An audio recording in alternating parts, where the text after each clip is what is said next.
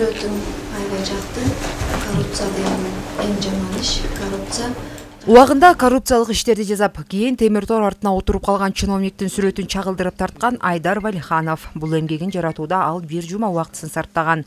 Сүрөт аркылуу жалпы өспүрүмдөргө коррупциялык иштердин аягы жамандык менен бүтөөрүн түшүндүргүсү келген. Анткени чиновниктерде көп акчалар бар, анан алар ошо акчалар менен биздин жаратылышты бузушат. Ошондо мен бул сүрөтүмдө чиновникти көргөзгөм, чиновник решетканын артына түшүп, ошо өзүнүн кылган иштерине өкүнүп жатканын көргөзгөмүн. Нарын облустук прокуратурасы уюштурган «Биз коррупцияга каршыбыз» аталышындагы конкурска облус аймагынан 300дөн ашык катышуучу катышкан.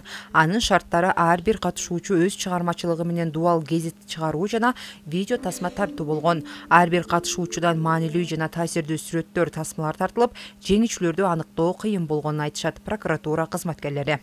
Коррупция деген көрүнүш боюнча, коррупция деген өзү эмне, коррупция неден келип чыгат, анын себептерин баягы балдарга жайылтуу максатында азыркы күндө мына 4 декабрдан 12 декабрга чейин облустун аймагында ошол коррупция, биз коррупцияга каршыбыз деген уран менен бардык мектептерде, окуу жайларда балдарга түшүндүрүү жеткирүү иштери боюнча семинар, круглый столдор облус боюнча өтүп жатат бүгүнкү күндө.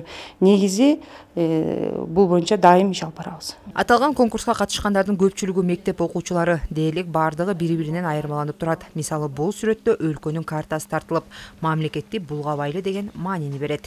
Менин плакатымда жүрөктүн сүрөтү жана анын ичинде Кыргызстандын эмеси бар, картасы бар.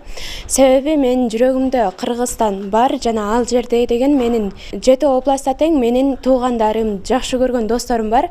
Ошон үчүн мен ошол ойго келдим. Катышуучулардын эмгектери бааланып, кызыктыруучу сыйлыктар тапшырылды. Мындан сырткары окуучулар үчүн ачык эшиктер күнү болуп, прокуратура кызматкерлеринин иши тааныштырылды. Жипара Насырова, Бексултан Жолдошбеков, Нарын жаңылыктары.